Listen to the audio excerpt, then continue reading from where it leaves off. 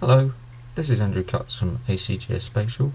Today I want to talk about the EO4OG project, a project that was initiated by the European Space Agency and the IOGP with the aim of increasing awareness for Earth observation products for the oil and gas sector. So let's go ahead and have a look and find this project from Google, EO4OG, and we'll click on the top link and it takes us to the home page. There's a huge amount of information in here and it's readily accessible to anybody. So we can find out about the EO4G, there's some case studies, talks about the products, the challenges. So let's start off at the end of this line to look at challenges. So the challenges we've got are for both onshore and offshore seismic planning, surface geology, subsistence monitoring, environmental monitoring onshore and offshore, logistics planning, Met-Ocean, and then we've got a list of all the challenges. So let's just have a look at the seismic planning challenge. And when we click on these challenges, we get into these challenge trees. So we have seismic planning and a degree of levels. So we have areas of poor coupling, terrain identification, and environmental sensitive areas. And you can see that there's a whole heap of these challenges listed for the consortiums, both OGM and Hatfield, as we go further down the page. So let's just pick this identify soft ground conditions from OGM 58, and as we go in we can see the challenges outlined to us. So the title, the theme, who came up with the challenge and who's reviewed the challenge. We get a good overview of what the challenge is, and the nature of the challenge, where it sits in the life cycle of the oil and gas field, if there's any seasonal variations, the update frequency, thematic accuracy, the types of the data, any existing standards. As a good broad overview of what the challenge is, and based on these challenges products were created, so you can have a quick look at what relevant products are available related to this challenge. And here we see we've got 1, 2, 3, 4, 5, 6, 7, 8 different challenges, and the most obvious for this particular challenge that I've identified is probably looking at soft ground maps. So if we click on this product, soft ground, this takes us into a good overview with an example map, a soft ground map.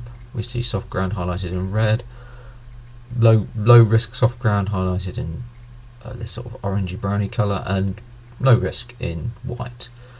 We get a good broad brush overview of all the different uses of this map, the information requirements, a good description how the data is derived from optical, radar and elevation data, a good chunk of information about restrictions and where it comes in the life cycle, and where it's applicable in the life cycle beneath that, and what challenges it has identified to this particular product.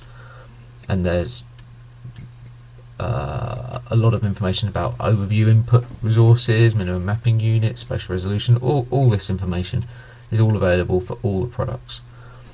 So if we go back into the main window again, the landing page for the EO4OG projects. So we've had a look at the challenges and the challenge trees, and we've had a look at an example product that matches one of these challenges. So the other thing with this project that it highlighted was a series of case studies, and if we go into the gallery of case studies here, we will see that there's 19 different case studies based on onshore and offshore activities for Earth observation.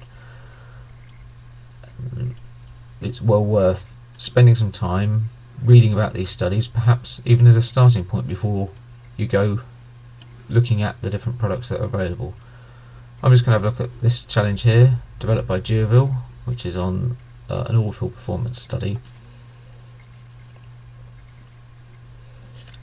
As we click in, we get a series of tabs with nicely presented information and maps and images. We get a summary, background to the project, the activities associated within this project and related to Earth observation, what the outcomes were, what we could have done, and what we did with the Earth observation data, and what lessons were learned, and finally there's a references page about which company came up with the product, and a contact piece of information.